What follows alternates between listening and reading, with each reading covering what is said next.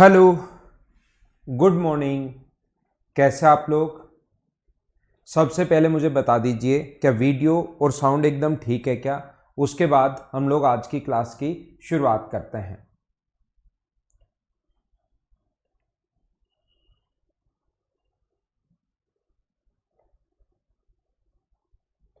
तो फिर हम लोग एक नए चैप्टर की शुरुआत करते हैं। और जैसा आप लोगों को पता होगा कि फ्राइडे को तो एक क्लास तो हमारी हो गई थी, दूसरी क्लास फिर हो नहीं पाई थी। और सैटरडे को भी थोड़ा इश्यू था, तो मैंने आपको रिकॉर्डेड जो क्वेश्चंस थे उनको सोल्व करके आपको रिकॉर्डेड वीडियो आपको मिल गया होगा। एक वीडियो मैंने रिकॉर्ड करके फिर अपलोड कर दिया था आपके लिए, क्योंकि फिर सैटरडे को भी अगर क्लास नहीं होती तो थोड़ी फिर आज हम लोग नए चैप्टर की शुरुआत नहीं कर पाते। तो जो भी बचे हुए क्वेश्चंस थे उसको मैंने रिकॉर्ड करके सोल्व करके और आपके लिए अपलोड कर दिए हैं। वो क्लास आप लोगों को मिल गई होगी। आज हम लोग एक चैप्टर की शुरुआत करेंगे, ज्योमेट्री की। तो आइए, सबसे पहले हमारी जो पहली क्लास होगी, ये जो हमारी 1 घंटे की क्लास होने वाली है, पहली 1 आवर की क्लास, इसमें सिर्फ और सिर्फ मैं आप लोगों को पढ़ाने वाला हूँ बेसिक के बारे में। ओनली और ओनली बेसिक चीज़ों के बारे में हम लोग बात करेंगे। एक चीज़ तो आप लोग ये ध्यान रखना, परफेक्ट है ना, सब ठीक है, आज कोई इश्यू आएगा नहीं, ठीक है।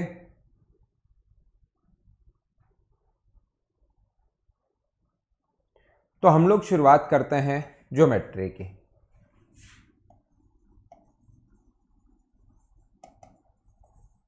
ज्यामिति की हम लोग शुरुआत करते हैं। और याद रखना, ज्योमेट्री के कम से कम अगर हम लोग बात करें, अगर मेंस देने बैठोगे तो कम से कम 10 क्वेश्चंस तो आने ही आने, 100% आएंगे आपके सामने 10 क्वेश्चन ज्योमेट्री के। और प्री अगर देते हो तो भी हमेशा 2 क्वेश्चंस तो आपके पास आते ही हैं। तो 20 यानी कि 20 मार्क्स यहाँ से और 2 मार्क्स यहाँ से, टोटल अपने पास जो ज्योमेट्री है वो 24 to 25 मार्क्स की ज्योमेट्री अपने पास है जब आप लोग प्री और मेंस देते हो। एसएससी 10+2 दो, CHSL मतलब दो आप लोग, या CPO दो, या कोई भी एग्जाम दो, ज्योमेट्री 100% आती है। CDS में तो और ज़्यादा आता है ये वाला पोर्शन। देखिए, तो मैं आपको क्या बताने की कोशिश कर रहा था सभी लोगों को, यहाँ पर ज्योमेट्री कोई अकेला ऐसा टॉपिक नहीं है कि ज्योमेट्री हम लोग पढ़ लें। ज्योमेट्री काफ़ी सारे टॉपिक को हम लोग इंक्लूड करके पढ़ते हैं। जैसे इसमें कौन कौन से अपने पास पॉइंट हम लोग पढ़ने वाले हैं। हम लोग पढ़ेंगे लाइन एंड एंगल के बारे में। पहला पॉइंट है लाइन, दूसरा अपने पास होगा एंगल, तीसरा अपने पास होगा ट्रायंगल, चौथा अपने पास होगा सर्किल, पांचवा अपने पास होगा सर्किल के बाद अपने पास होगा क्वाड्रिलेटरल,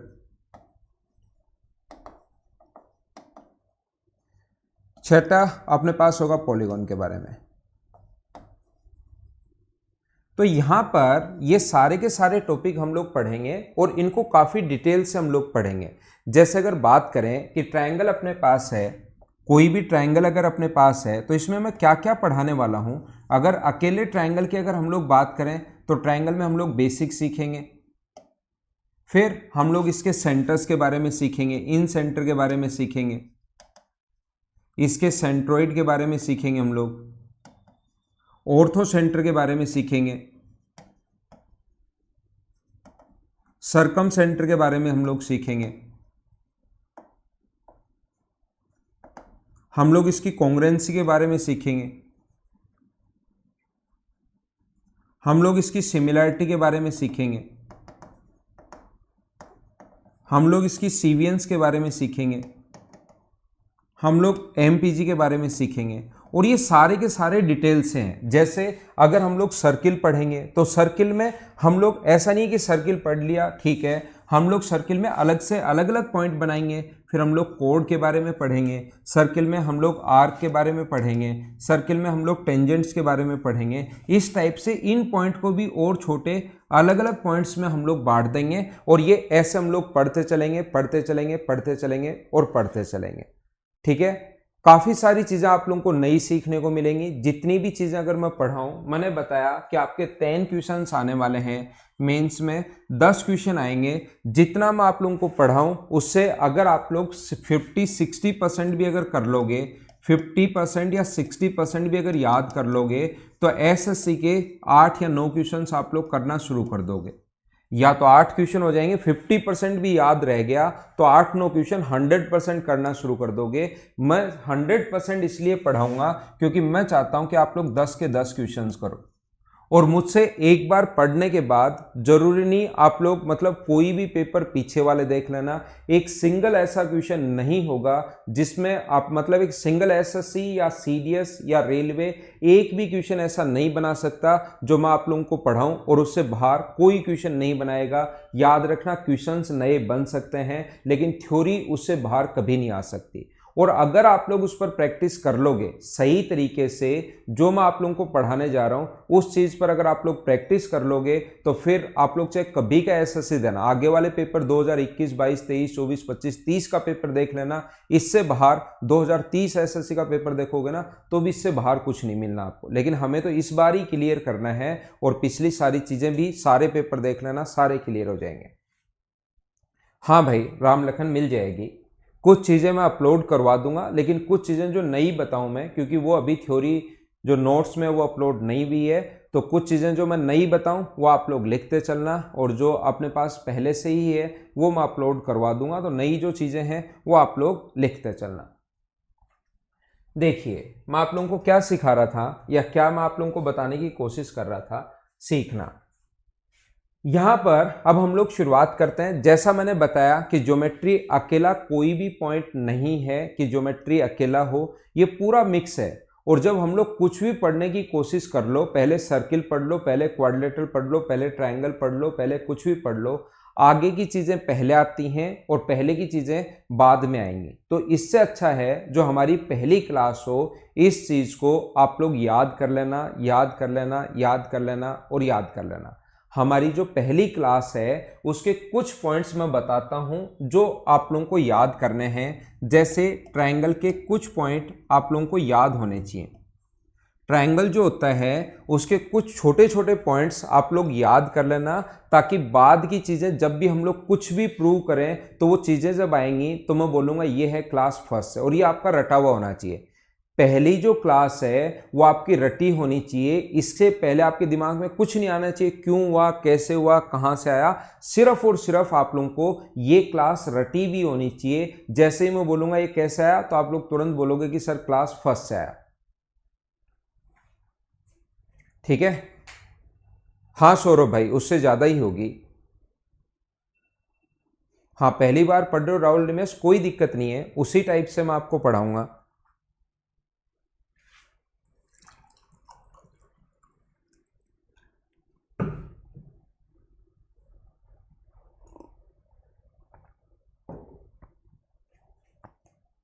देखिए, तो पहली क्लास में मैं आप लोगों को ये कह रहा हूं कि कुछ पॉइंट्स जो हैं वो आप लोगों को याद होने चाहिए, आपको पता होने ही होने चाहिए अगर आप लोगों को ज्योमेट्री सीखनी है। तो वो पॉइंट कौन कौन से हैं वो मैं आप लोगों को याद करवाता हूं, बस इनको याद कर लेना।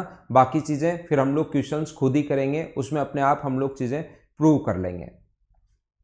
सबसे पहला पॉइंट, एक एक पॉइंट मैं बताते जाता हूं और ये चीज़ें आप लोग याद कर लेना क्योंकि आगे से आएंगी। अभी मैं आपको नहीं समझाऊंगा कि ऐसा क्यों होता है, कहाँ से आया, कैसे आया, उसके हम लोग बात ही नहीं करेंगे। पहली बात, आप लोगों को ये पता होना चाहिए, ये याद होना चाहिए कि कोई भी ट्रायंगल अगर अपने पास है ए, बी और सी, एक ट्रायंगल अपने पास ए, बी और सी, तो इसके पैरेलल लाइन अगर कभी भी खींच दें हम लोग, इसके पैरेलल लाइन BC के पैरेलल लाइन अगर एक DE खींच दें हम लोग पैरेलल लाइन, तो ये बात आप लोगों को पता होनी चाहिए, याद होनी चाहिए, क्योंकि बहुत काम हमारे आएगा। इसलिए ये चीज़ याद रखना कि कभी भी अगर ऐसा हो तो तुरंत हम लोग लिख सकते हैं। 2 पॉइंट यहाँ से लिख सकते हैं, वो हमारी ज़रूरत के अनुसार। या तो लिख लो AD upon DB, AD upon DB बराबर AE अपॉन EC, ये लिख सकते हो। या अगर आपको ज़रूरत है इस साइड की DE की तो फिर आप लोग क्या लिखोगे, AD अपॉन AB। याद रखना, ये जहाँ पर जो पॉइंट आएंगे वहाँ पर मैं समझाऊंगा कि क्यों आया।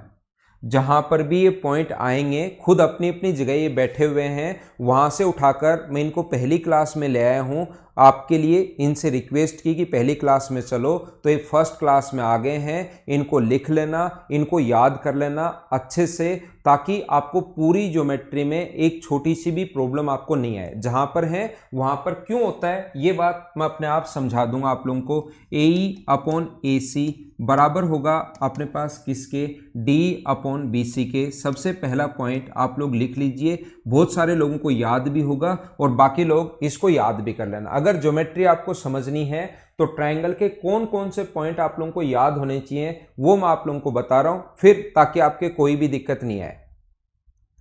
नहीं, पहली बात तो मोना मीना ये आपने गलत कर रखा है याद, कि ये जो पैरेलल लाइन अगर हो तो D बराबर BC/2 नहीं होता। ये आपने पास आपने गलत याद कर लिया है। वो तब होता है जब मिड पॉइंट को, वो उस टाइम मैं आपको पढ़ाऊंगा। अभी आपके ये पैरेलल है, पैरेलल तो कोई भी लाइन हो सकती है, यहाँ भी पैरेलल हो सकती है, तो सारी पैरेलल लाइन आदि नहीं होती, ध्यान रखना आप लोग। क्या हम लोग आगे चलें? थोड़ा सा हम लोग और आगे बढ़ते हैं। ये चीजें साथ साथ आप लोग लिखते रहना भाई। आज की क्लास की जो चीजें हैं उसको साथ साथ आप लोग लिखते रहना। दूसरा पॉइंट बहुत जगह काम में आएगा, कॉन्ग्रुएंसी और सिमिलरिटी। कॉन्ग्रुएंसी और सिमिलरिटी बहुत जगह काम में आएगा। इसका एक क्वेश्चन भी आता है। जब मैं आपको पढ़ाऊंगा तब मैं बहुत डिटेल से ये चीज आप लोगों को बताने वाला हूं। अभी आप लोग याद रखना, यदि दो ट्रायंगल, ध्यान देना, हाँ मिड पॉइंट होता है तो हाफ होता है। यहां पर नेक्स्ट पॉइंट में आप लोगों को यह बता रहा हूं, जो चीजें आप लोगों को पता होनी चाहिए ट्रायंगल की, AB और C। AB और C कोई भी ट्रायंगल है, और दूसरा ट्रायंगल है अपने पास DEF। ध्यान रखना, पहली जो क्लास है सिर्फ और सिर्फ हमारी वो वाली क्लास है जो मैं 1 घंटे अगले पढ़ाने वाला हूं, जिसमें चीजें आप लोगों को याद रहनी चाहिए कि ये पॉइंट आप लोगों को याद होंगे, ताकि आगे से जो भी चीज मैं समझाऊंगा सब कुछ आपके दिमाग में जाकर फिट हो जाएगा।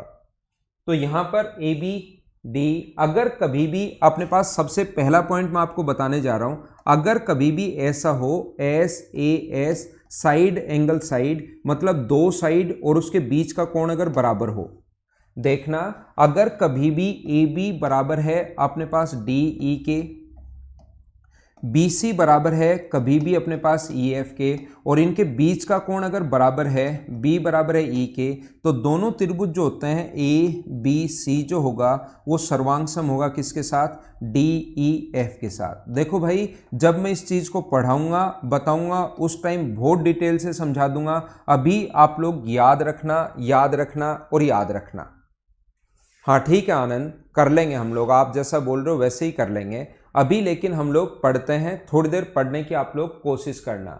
मैंने कहा कि अगर दो साइड बराबर हों और उनके बीच का एंगल बराबर हो तो दोनों ट्रायंगल कॉन्ग्रुएंट होंगे, दोनों त्रिभुज सर्वांगसम होंगे। ये सर्वांगसमता का साइन है। और यदि एक बार दो ट्रायंगल कॉन्ग्रुएंट हो गए, सर्वांगसम हो गए, तो इनका सब कुछ बराबर, बची हुई साइड भी बराबर, बचे हुए एंगल भी बराबर, एरिया भी बराबर, परिमाप भी बराबर, इन रेडियस बराबर, सरकम रेडियस बराबर, सब कुछ बराबर होता है यदि एक बार दो ट्रायंगल कॉन्ग्रुएंट प्रूव हो गए। तो ये बात आप लोग ध्यान रखना, इसको आप लोग याद रखना। इसमें 2 नंबर पॉइंट जो है, अलग अलग तरीके से हम लोग कॉन्ग्रुएंट प्रूव कर सकते हैं। जरूरी नहीं हमेशा दो साइड दे, ये दो एंगल दिए हुए मिल सकते हैं और एक साइड दी भी मिल सकती है। AAS का मतलब है एंगल, एंगल और साइड। दो तो एंगल, मान लो A बराबर है D के, A बराबर है D के, B बराबर है अपने पास किसके, E के।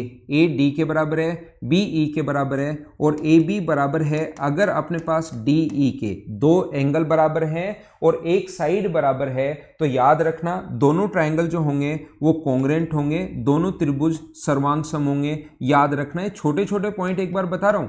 कॉन्ग्रुएंसी या सर्वांगसमता डिटेल से नहीं पढ़ा रहा हूं, डिटेल से जब मैं पढ़ाऊंगा तब मैं बताऊंगा। इसमें इंक्लूडेड एंगल, बीच का कोण होना जरूरी है, याद रखना इंक्लूडेड एंगल होना जरूरी है। लेकिन अभी एक बार थोड़ा थोड़ा आप लोग याद कर लीजिए। यदि कभी भी किसी ट्रायंगल में दो एंगल और एक साइड बराबर हो, दो ट्रायंगल का कभी भी पता लग गया कि दो तो एंगल बराबर हैं और एक साइड अगर बराबर है तो फिर वो पूरा का पूरा जो ट्रायंगल होगा वो कॉन्ग्रुएंट होगा, दोनों त्रिभुज जो होंगे वो सर्वांगसम होंगे। फिर बचा हुआ एंगल भी बराबर, बची हुई साइड, जितनी भी साइड बची वो बराबर होती है कोरस्पॉन्डिंग साइड, उनके अपने पास परिमाप भी बराबर, उनका एरिया भी बराबर, उनके एल्टीट्यूड की लेंथ भी बराबर, उसके मीडियन के जो भी कुछ दिया हुआ है सब कुछ बराबर। ये आप लोग ध्यान रखना।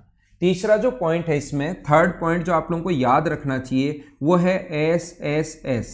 एस एस एस का मतलब तीनों साइड अगर इक्वल हैं, पहले ट्रायंगल की तीनों साइड दूसरे ट्रायंगल की तीनों साइड्स के साथ बराबर हैं तो दोनों ट्रायंगल कॉन्ग्रुएंट होगा। और अगर अपने पास ऐसा है तो ध्यान रखना फिर कॉरस्पॉन्डिंग एंगल भी इक्वल होंगे, फिर एरिया भी बराबर होगा। कॉन्ग्रुएंट होते ही अपने पास सब कुछ बराबर। एक बार इनको आप लोग याद कर लीजिए, फिर जब इनका नाम आएगा कॉन्ग्रुएंसी सर्वांग समता, उस टाइम मैं आपको ये चीज़ जो है वो काफ़ी डिटेल से काफ़ी अच्छे से मैं समझा दूंगा। बोलिए ठीक है क्या? हाँ, एंगल इन दोनों के बीच वाला ही लेना है। और चौथा जो पॉइंट और लास्ट पॉइंट, चार ही पॉइंट है कॉन्ग्रुएंसी के या सर्वांग समता के जो आपको पता होना चाहिए।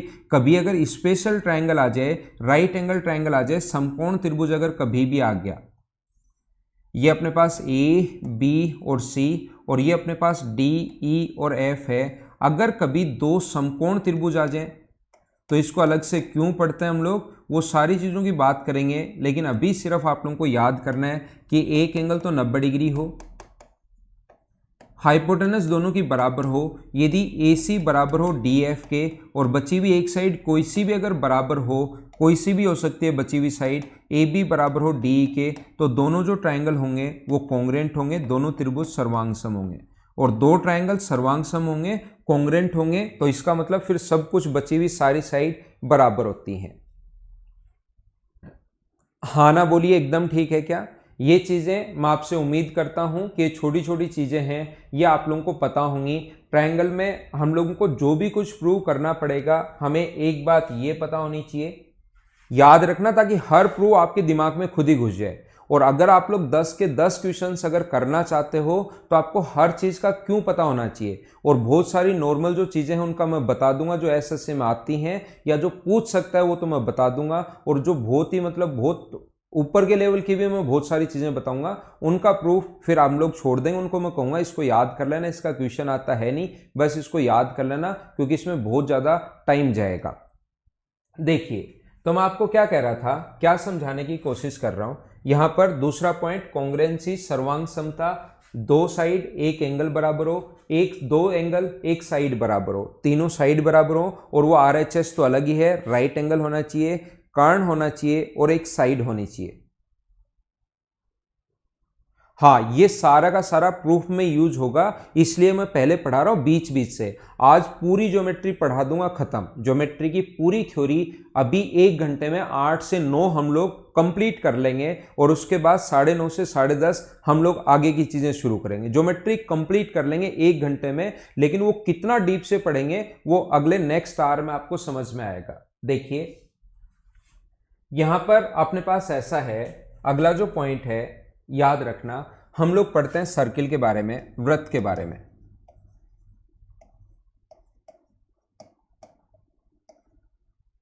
देखो, ध्यान देना, ध्यान से सुनने की कोशिश करना और ध्यान देना। अब सर्किल या वृत्त के बारे में ये चीजें याद रखना चाहिए। यहां पर अपने पास ऐसा है, किसी भी आर्क द्वारा सेंटर पर बना एंगल रिमेनिंग सरकमफ्रेंस पर बने एंगल से डबल होता है। क्या ये याद है क्या?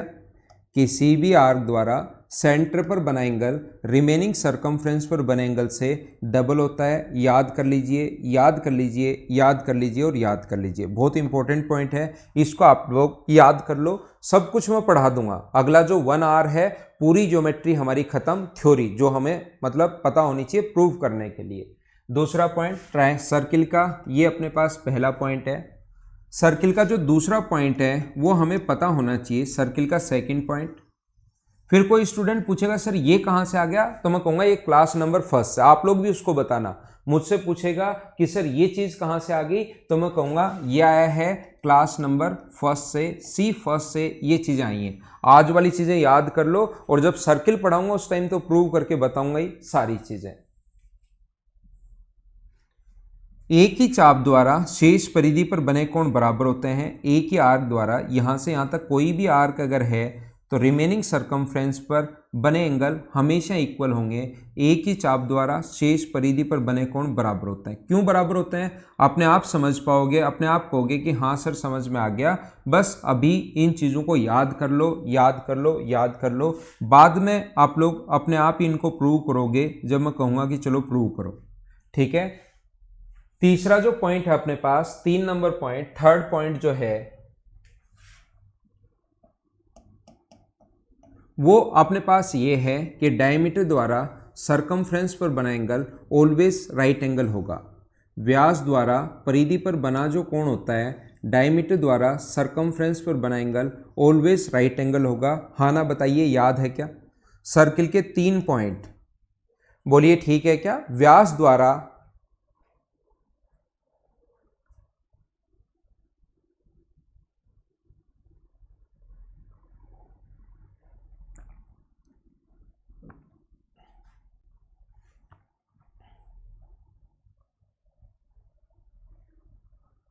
हाँ ना बोलो, ठीक है क्या? वीडियो ठीक चल रहा है ना सभी के पास? क्लास क्या स्मूथ चल रही है क्या?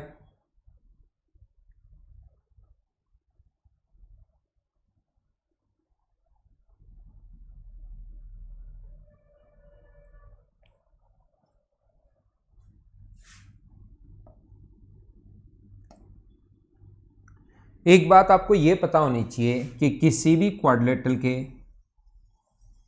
यदि चारों वर्टेक्स सर्किल की सरकमफ्रेंस पर हो, किसी भी क्वाड्रिलेटरल के चारों वर्टेक्स सर्किल की अगर सरकमफ्रेंस पर हो,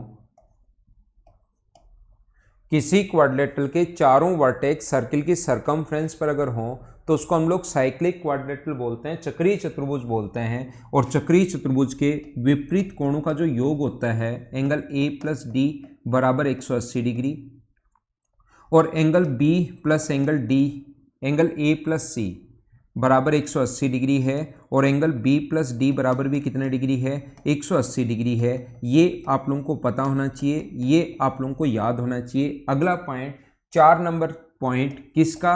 अपने पास सर्किल का। यहां पर ये अपने पास ए है, ये अपने पास बी है, ये अपने पास सी है, और ये अपने पास डी है। यदि किसी क्वाड्रिलेटरल के चारों वर्टेक्स सर्किल की सरकमफ्रेंस को अगर टच करें तो उसको साइक्लिक क्वाड्रिलेटरल बोलते हैं, चक्रीय चतुर्भुज बोलते हैं।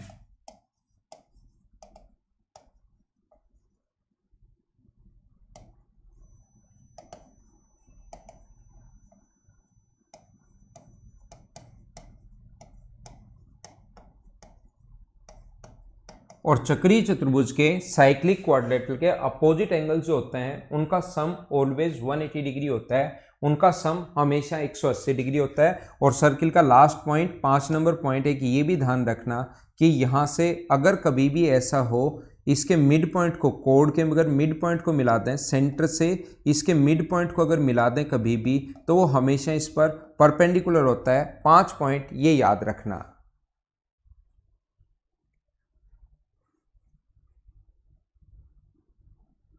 ठीक है, 5 पॉइंट क्या याद हो गए हैं क्या? यहां पर अपने पास एंगल कौन सा होगा? बी प्लस बी, 2 बार वही लिख दिया, बी प्लस डी होगा। अपोजिट एंगल्स का सम 180।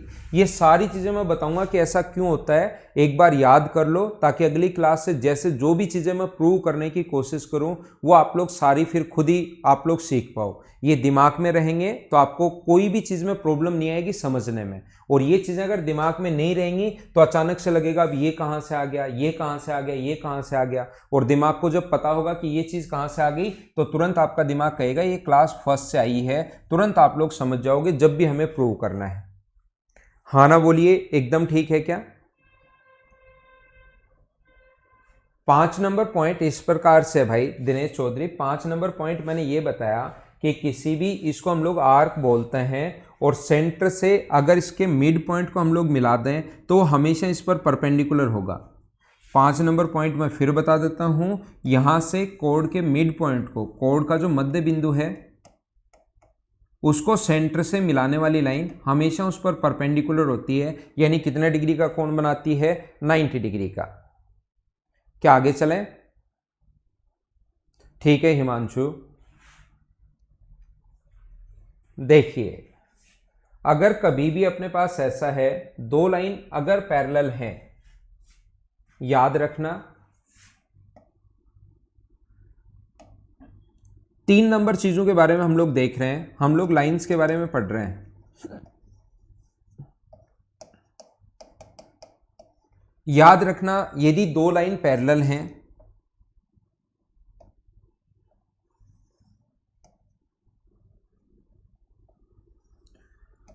दो लाइन यदि कभी भी पैरेलल है और ये अगर इसकी एक ट्रांसवर्सल लाइन है, आप लोग जो भी पॉइंट अगर आज तक एसएससी में आ चुका है, मैं ये बताना चाहूँगा कि जो भी पॉइंट अभी तक अगर आपको लगता है कि मुझे 10 के 10 क्वेश्चन सर करने, इसमें मुझे एक तरीका बता दो, आप जैसे कहोगे वैसे ही मैं पढ़ लूँगा, लेकिन मैं चाहता हूँ कि इसमें 10 के 10 क्वेश्चन मेरे सही हों, एक सिंगल क्वेश्चन गलत नहीं होना चाहिए। तो उसका एक ही तरीका है, सिर्फ और सिर्फ एक ही तरीका है। अभी तो हमारी फर्स्ट आवर की तो चलो इंट्रो क्लास है कि ये चीज़ें याद होनी चाहिए, लेकिन आगे से जो भी पॉइंट आपके दिमाग में आए, जो भी आपके सामने आए, कोई भी पॉइंट आपके पास अगर आता है तो तुरंत आपको दिमाग में आना चाहिए कि ऐसा क्यों होता है। देखिए एक ट्रायंगल जो होता है, एक त्रिभुज जो होता है ए बी और सी, तो इसके मिड पॉइंट को मिलाने वाली जो लाइन होती है वो मीडियन होती है। इसके मिड पॉइंट को यहाँ से किसी भी वर्टेक्स से सामने वाले साइड के मिड पॉइंट को मिलाने वाली लाइन मीडियन, मिड पॉइंट को मिलाने वाली लाइन मीडियन और मिड पॉइंट को मिलाने वाली लाइन मीडियन।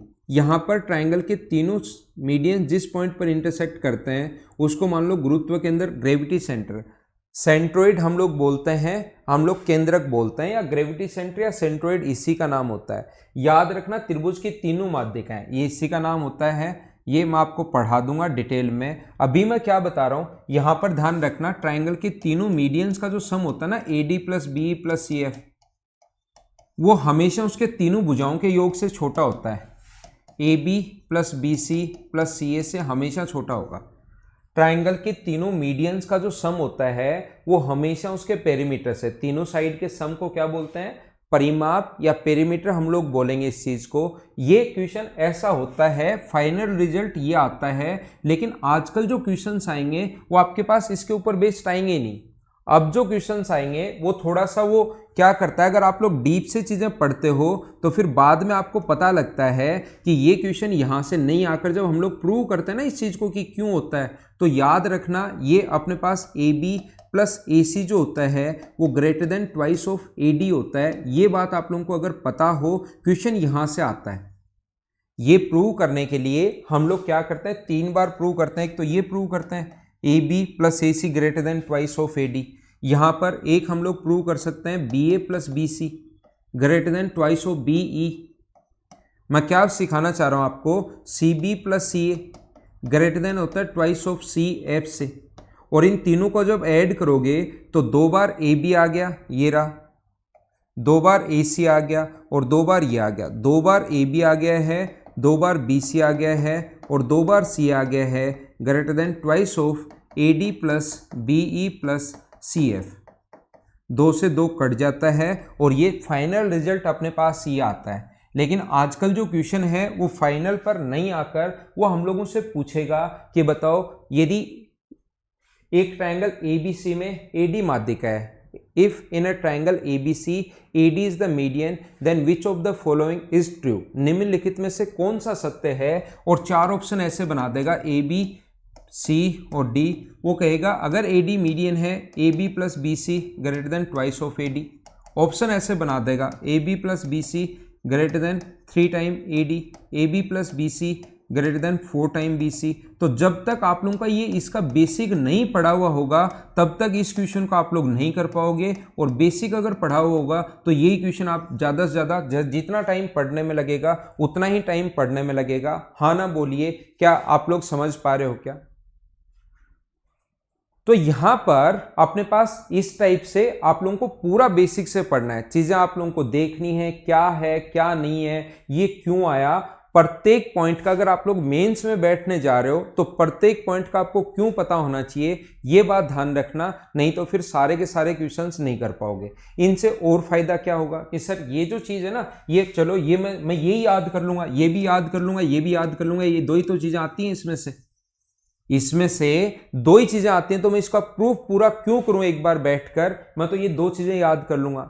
ध्यान रखना, एक क्वेश्चन ऐसा 100% आने वाला आपके सामने, एक क्वेश्चन ऐसा 100% आएगा जो पिछली आजकल आने शुरू हुए हैं, और जो क्वेश्चंस काफी दिन से आने शुरू हो जाते हैं, फिर वो काफी दिन तक चलते हैं। जैसे हमें एक नई लाइन खुद को ड्रॉ करनी पड़ेगी कभी कभार, क्वेश्चन को सोल्व करने के लिए एक लाइन जो है वो हमें खुद को ड्रॉ करनी पड़ेगी, और किसी क्वेश्चन में कोई नई लाइन उस क्वेश्चन को सोल्व करने के लिए खुद को जो ड्रॉ करनी पड़ती है, उसके कोई भी रूल नहीं है। उसका ऐसा नहीं है कि क्वेश्चन में ऐसा लिखा हुआ तो तुरंत समझ जाना कि लाइन ड्रॉ करनी है, ये 50 रूल हैं, ऐसा अगर कभी भी हो तो तुरंत लाइन ड्रॉ करना, उसका कोई रूल नहीं है। वो तभी समझ में आएगा जब आप लोग बार बार प्रैक्टिस करोगे, सिर्फ और सिर्फ उसी एक ही चीज से समझ में आएगी। तो जब आप लोग ये प्रूव करोगे ना ये चीजें, तो आप लोगों को खुद को लाइन ड्रॉ करनी पड़ेगी। जैसे ए बी और सी और greater than twice of AD है, तो यहां से ये मीडियन जो है यहां से, और अपने पास इसको आगे लाइन ड्रॉ करनी पड़ेगी के से, उसके बाद ये चीजें प्रूव होंगी। ये मैं आप लोगों को बताने की कोशिश कर रहा हूं, ये मैं आप लोगों को समझा रहा हूं। तो जब तक हम लोग क्वेश्चन से पहले ही थ्योरी में ही कम से कम 50 बार लाइन आगे बढ़ाना, इधर बढ़ाना, उधर बढ़ाना, ये चीजें कर चुके होंगे, तो फिर आपका खुद का दिमाग चलना शुरू होगा कि क्वेश्चन में हम लोग क्या चीजें अप्लाई कर सकते हैं, कहाँ लाइन बढ़ा सकते हैं, कहाँ नहीं बढ़ा सकते, कहाँ इंक्रीज कर सकते हैं, या कहाँ नई लाइन बना सकते हैं। वो चीजें सिर्फ और सिर्फ प्रैक्टिस से समझ में आएगी, प्रैक्टिस से समझ में आएगी, और प्रैक्टिस से समझ में आएगी। ठीक है ना। तो ये जब आएगा, अभी मीडियन में, माध्यिका में सारी चीजें बताऊंगा, तो ये बाद में याद तो करना ही करना है, इसको याद तो करना ही करना है, लेकिन एक बार शुरुआत में इन चीजों पर आप लोग इनका बेसिक पढ़ना, ये ध्यान रखना आप लोग। तो मैं कहां था, मैं यहां था, लाइंस के बारे में मैं आप लोगों को बता रहा था। यदि दो लाइन पैरेलल हैं और ये इसकी ट्रांसवर्सल लाइन अगर है, तो याद रखना ये अपने पास एक है, ये दो है, ये तीन है, 4 5 6 7 और 8। एंगल एक बराबर होता है किसके, 5 के। एंगल 1 इक्वल होगा 5 के। एक 5 के बराबर होता है और इसका नाम होता है कॉरस्पॉन्डिंग एंगल। एक बराबर होता है किसके, 5 के। एंगल 2 बराबर होता है 6 के। एक 5 के बराबर होगा, 2 बराबर होगा 6 के, 3 बराबर होगा 7 के, और 4 बराबर होगा 8 के। जब भी मैं चीजें प्रूव करूंगा, कोई स्टूडेंट पूछेगा सर कहां से आई ये चीजें, मैं कहूंगा क्लास फर्स्ट से आई ये चीजें। और जब इनका खुद का नंबर आएगा उस टाइम मैं फिर ये डिटेल से बता दूंगा। इनका नाम होता है कॉरस्पॉन्डिंग एंगल या संगत कोण।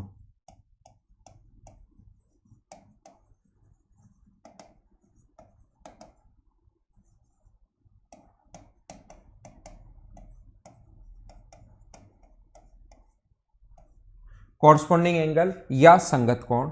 दूसरा ध्यान रखना, एक बराबर होता है किसके, 3 के। 3 बराबर होता है 5 के। 3 बराबर होगा 5 के।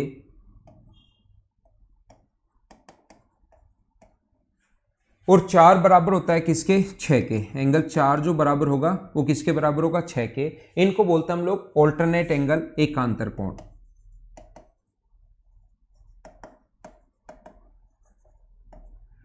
इस चीज का जो नाम होता है वो होगा ऑल्टरनेट एंगल और एकांतर कोण। और तीसरा याद रखना, इनका उल्टा भी एकदम ठीक है, साथ ही ये भी याद रखना, एक अगर दो लाइन पैरेलल और ये ट्रांसवर्सल लाइन है तो एक 5 के बराबर होता है। यदि कभी पहले से गिवन है कि एक बराबर है 5 के, पहले से गिवन है कि एक बराबर है अगर 5 के, तो उल्टा भी इस चीज को याद रखना कि दोनों लाइन पैरेलल होंगी। ये चीज आप लोग देखना, ठीक है। यहां पर अपने पास ऐसा है, एंगल 3 प्लस एंगल 6 का जो सम होगा, एंगल 3 प्लस एंगल 6 का जो सम होगा वो होगा अपने पास 180 डिग्री, और एंगल 4 प्लस एंगल 5 का जो सम होगा वो अपने पास होगा 180 डिग्री। 3 और 6 का और 4 और 5 का सम 180 डिग्री होगा, तो इस चीज को हम लोग बोलते हैं इंटीरियर एंगल और अंतः कोण।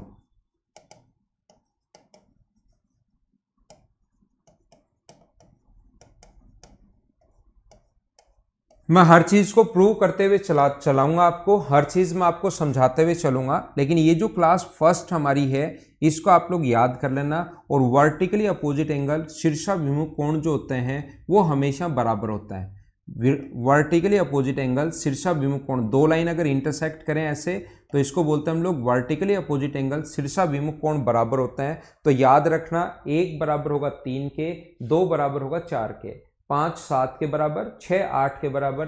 तो 1 जो है वो बराबर होगा किसके, 3 के, और 3 नंबर जो बराबर होगा वो 7 के। तो आपको ऐसे याद, ये जो 10th क्लास में पढ़ते हो अंतः एकांतर, बाह्य एकांतर, इंटीरियर अपने पास, ठीक है ना, इंटीरियर ऑल्टरनेट, एक्सटीरियर ऑल्टरनेट, वो याद करने की जरूरत नहीं है। पहले हम लोग यहाँ पर, क्योंकि वहाँ पर तो लिखना पड़ता था 10th क्लास में तो सारी की सारी चीज़ें कि कैसे बराबर हुए, जबकि यहाँ पर तो हमें सिर्फ क्वेश्चन सोल्व करना है और ABCD में टिक करना है। तो याद रखना, 1 बराबर होगा 3 के और 3 बराबर होगा 7 के, तो 1 भी 7 के बराबर होगा, डायरेक्ट ऐसे सोच लेंगे।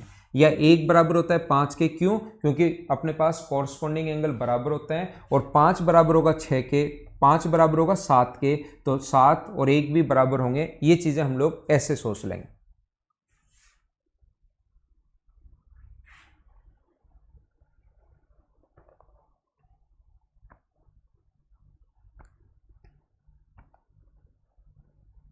ठीक है, आगे चले, आगे चलते हैं नेक्स्ट पॉइंट पर।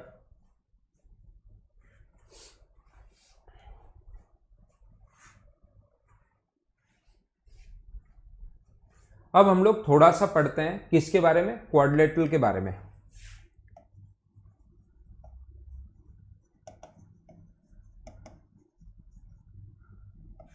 चतुर्भुज के बारे में हम लोग सीखते हैं,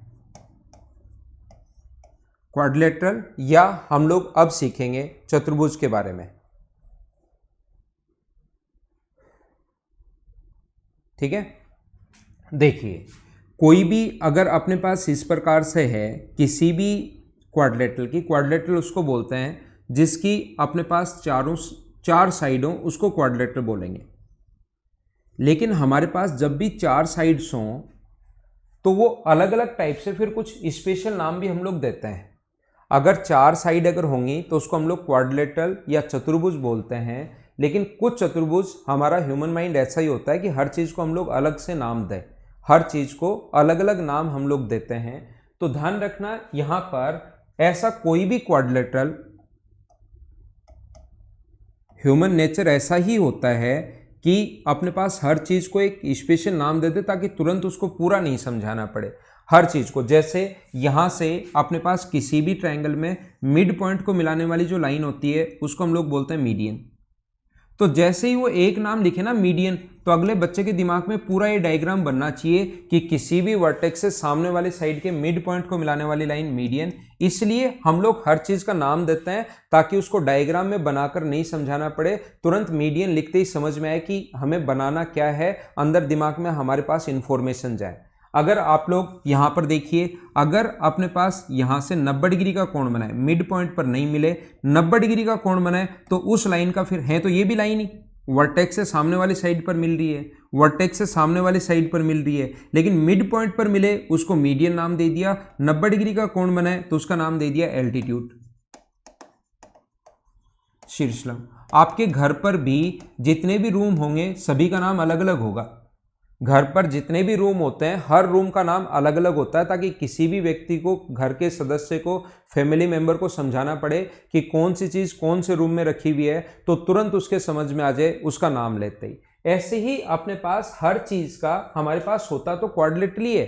होता तो चतुर्भुज ही है, लेकिन फिर से हम लोग अगर किसी क्वाड्रिलेटरल की अपोजिट साइड बराबर और पैरेलल अगर हो और प्रत्येक कोण अगर 90 डिग्री हो तो उसको हम लोग फिर स्पेशल नाम दे देते हैं। और ये चीज़ें वैसे पता भी होंगी आपको, इसका नाम होता है रेक्टेंगल या आयत, ये चीज़ें आपको पता भी होंगी।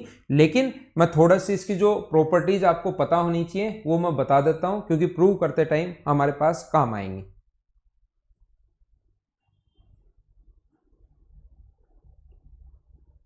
ठीक है, देखिए तो मैं क्या बता रहा था, कभी भी अगर ऐसा हो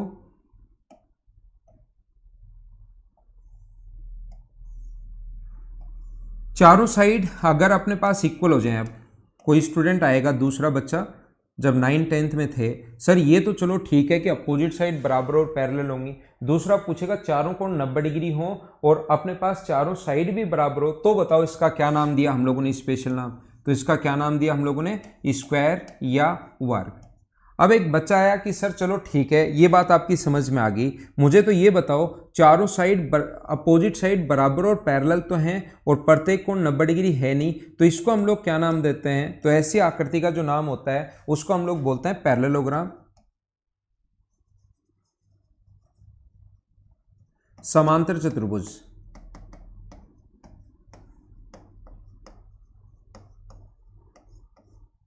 हाँ ना बोलिए कि एकदम ठीक है क्या। कभी भी अगर अपने पास ऐसा है, फिर एक दूसरे बच्चे ने पूछा कि ठीक है सर ये बताओ चारों साइड बराबर हों और प्रत्येक कोण 90 डिग्री हो नहीं, तो बताओ इसका क्या नाम होगा। तो इसका फिर हम लोगों ने सभी ने मिलकर नाम दिया, क्या नाम दिया, रोम्बस या समचतुर्भुज। चारों साइड इक्वल हो और प्रत्येक कोण 90 डिग्री हो नहीं, तो अपने पास यहाँ पर क्या नाम आ गया, रोम्बस या समचतुर्भुज। ये आप लोग ध्यान रखना, जब मैं पढ़ाऊंगा तब इनको डिटेल में अच्छे से सारी चीज़ें मैं आप लोगों को बताऊंगा।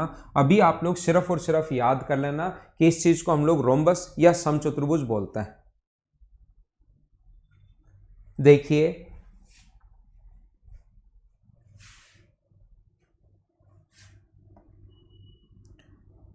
यदि अपने पास ऐसा हो, ध्यान से सुनना आप लोग, कोशिश करना सीखने की।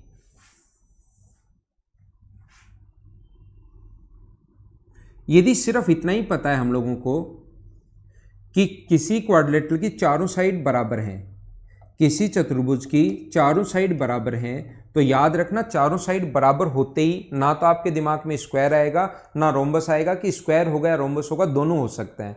चारों साइड अगर इक्वल हैं तो रोम्बस भी हो सकता है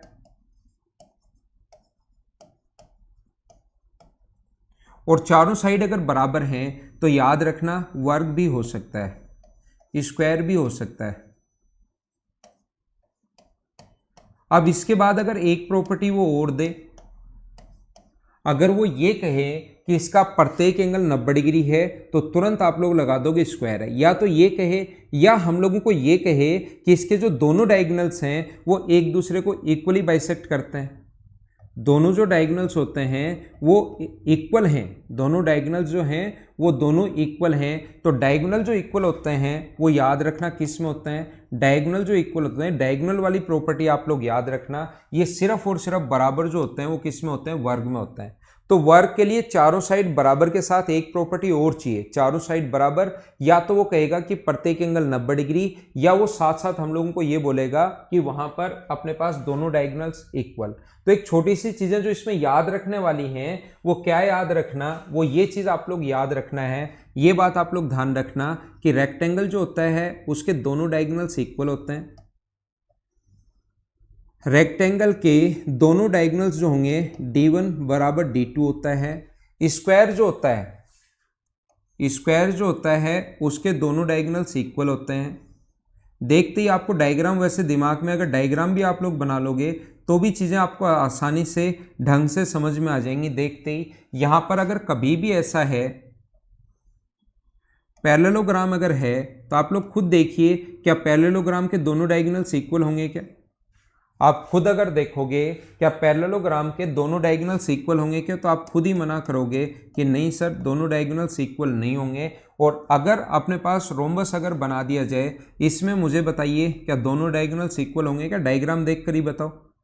तो डायग्राम जब आप लोग देखोगे तो आप लोग खुद ही कहोगे कि नहीं सर इसमें दोनों डायगोनल्स इक्वल नहीं होते, d1 not equals to d2, दोनों डायगोनल्स बराबर नहीं होता है। शिवांशु क्या लिखा आपने सर? कोऑर्डिनेट ज्योमेट्री का लास्ट वीडियो ओपन नहीं हो रहा है।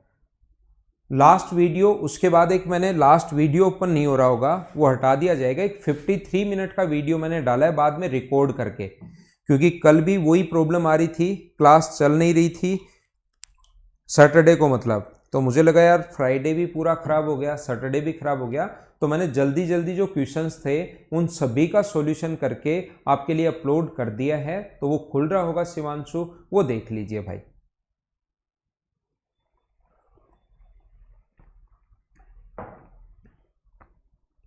हाँ मानवीय एसएससी प्री का बैच शुरू होगा भाई। ऊपर मुकुट भी पूछ रहा था, मुकुट जल्दी ही शुरू होगा, आपको बता दिया जाएगा भाई सभी लोगों को। बैच शुरू होगा, शुरू होगा, शुरू होगा। हाँ ना बोलिए कि एकदम ठीक है क्या?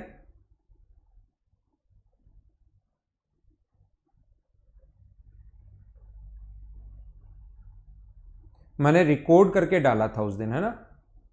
देखिए यहां पर दूसरा, आप लोग छोटी छोटी चीजें जो हैं वो अगली क्लास में तो ध्यान रखना, इसका मैं पूरा बेसिक से जैसे होना चाहिए और साथ साथ उसके क्वेश्चंस भी करवाऊंगा। जिस टाइप से, जिस स्टैंडर्ड से आपको पढ़ाना है वो 9:30 पर मैं शुरुआत करता हूं। एक बार ये चीजें तब तक आप लोग याद कर लेना जो मैं भी बताऊं, और याद है तो अच्छी बात है। दूसरा आप लोग ध्यान रखना, इसके जो डायगोनल्स होते हैं वो चारों आकृतियों में एक दूसरे को इक्वली बाइसेक्ट करते हैं। ये सही इसके बराबर होता है और ये इसके बराबर होता है। चार आकृतियां जो होती हैं वो डायगोनल्स जो होते हैं वो दोनों में ही इक्वली बाइसेक्ट करते हैं, याद रखना। डायगोनल ये मतलब जहां पर इंटरसेक्ट करते हैं वो मिड पॉइंट होता है, वो मिड पॉइंट होता है और वो मिड पॉइंट होता है। ये इसके बराबर होगा और ये इसके बराबर होगा। यहां पर जो दोनों डायगोनल्स जब चारों साइड बराबर हो जाएं, जब चारों साइड्स बराबर हो जाएं तो दोनों डायगोनल्स एक दूसरे पर परपेंडिकुलर होते हैं, यानी कि यहां पर कितने डिग्री का कोण बनता है? 90 डिग्री का। ये परपेंडिकुलर का साइन है, ये परपेंडिकुलर का साइन है। दोनों डायगोनल्स एक, और क्यों होते हैं ये समझ में आ जाएगा जब मैं आपको पढ़ाऊंगा। जब मैं आपको पढ़ाऊंगा तब आपको क्यों समझ में आ जाएगा, जब मैं आपको इसकी थ्योरी खुद क्वाड्रिलेटरल की पढ़ाऊंगा। और यहां पर भी दोनों डायगोनल्स कितने डिग्री का कोण बनाते हैं? 90 डिग्री का कोण बनाते हैं। यहां पर ध्यान रखना 90 डिग्री का कोण नहीं बनाते, यहां पर भी 90 डिग्री का कोण जो है वो नहीं बनाते। ये परपेंडिकुलर का साइन होता है, एग्जाम में भी ऐसे ही आता है, ये परपेंडिकुलर का साइन होगा इस प्रकार से, और अगर काट दिया मतलब 90 डिग्री का कोण नहीं बनता। बोलो ठीक है क्या? दूसरा एक पॉइंट जो मैं आपको समझाना जा रहा हूं या समझाना चाह रहा हूं, याद रखना छोटे छोटे जो पॉइंट होते हैं यहां पर, ये जो डायगोनल होता है वो इसको एंगल को बाइसेक्ट नहीं करता। ये अगर x है तो ये अपने पास y होगा। यहां पर जो डायगोनल होगा वो एंगल को बाइसेक्ट कर रहा है, ये अगर x होगा तो ये भी x होगा। ध्यान रखना इसमें डायगोनल एंगल को भी बाइसेक्ट करता है। ये तीन प्रॉपर्टी इनकी याद होनी चाहिए। पहले कौन से में बराबर होते हैं, दूसरा कौन से में 90 डिग्री काटते हैं, और तीसरा कौन से में डायगोनल एंगल बाइसेक्टर होते हैं और कौन से में नहीं होते। इनकी क्वाड्रिलेटरल की ये प्रॉपर्टीज अगर याद कर लोगे तो थोड़ा सा आप लोगों को फायदा मिलेगा। इसमें दोनों डायगोनल्स, जो डायगोनल होता है वो एंगल बाइसेक्टर नहीं होता। एंगल बाइसेक्टर तब होता है जब अपने पास चारों साइड बराबर हो। दोनों चीजें ध्यान रखना, 90 डिग्री पर कब काटता है? जब चारों साइड बराबर हो।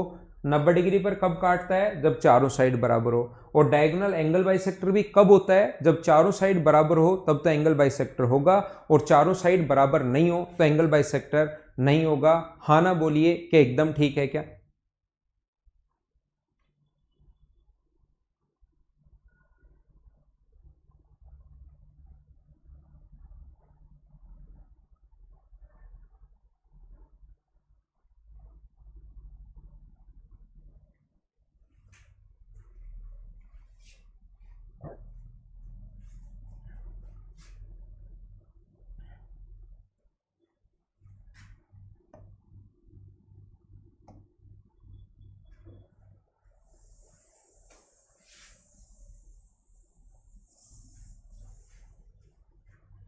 कोई भी रेगुलर अगर पॉलीगन है, कोई भी समबाहुभुज अगर है, रेगुलर पॉलीगन अगर है, तो याद रखना उसके बाहर से ऑलवेज हम लोग एक सर्किल ड्रॉ कर सकते हैं जो इसके सभी वर्टिसेज को टच करे।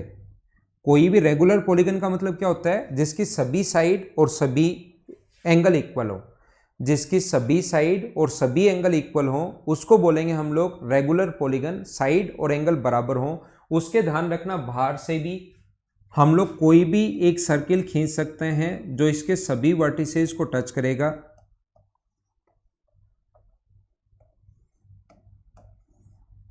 हम लोग ऑलवेज इसके बाहर से एक ऐसा सर्किल ड्रॉ कर सकते हैं जो इसके सभी वर्टिसेस को टच करता है, और एक ऑलवेज इसके अंदर से हम लोग सर्किल ड्रॉ कर सकते हैं जो इसकी सभी साइड्स को टच करेगा।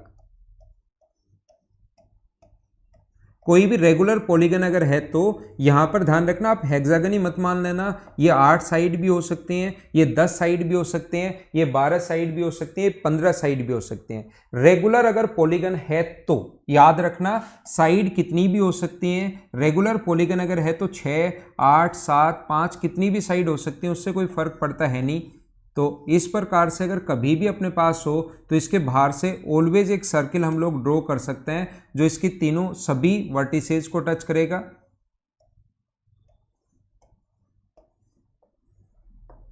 एक सर्किल ऐसे बाहर से होगा और एक सर्किल इसकी साइड्स को टच करते हुए भी हम लोग ड्रॉ कर सकते हैं। ये पॉलीगन में सारी की सारी चीजें मैं आपको पढ़ाऊंगा।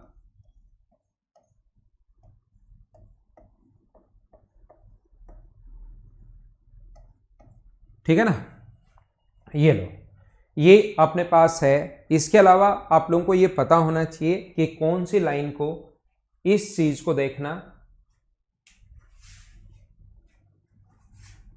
ये जो पॉइंट होता है किसी भी वर्टेक्स से सामने वाले साइड के मिड पॉइंट, किसी भी वर्टेक्स से सामने वाले साइड के किसी भी पॉइंट को मिलाने वाली लाइन, किसी भी वर्टेक्स से ए बी या सी कोई सा भी हो, इससे सामने वाले साइड के कोई भी पॉइंट को मिलाओ, चाहे इस पॉइंट को मिलाओ, चाहे इस पॉइंट को मिलाओ, चाहे इस पॉइंट को मिलाओ, इस चीज का नाम होता है सीवीएन।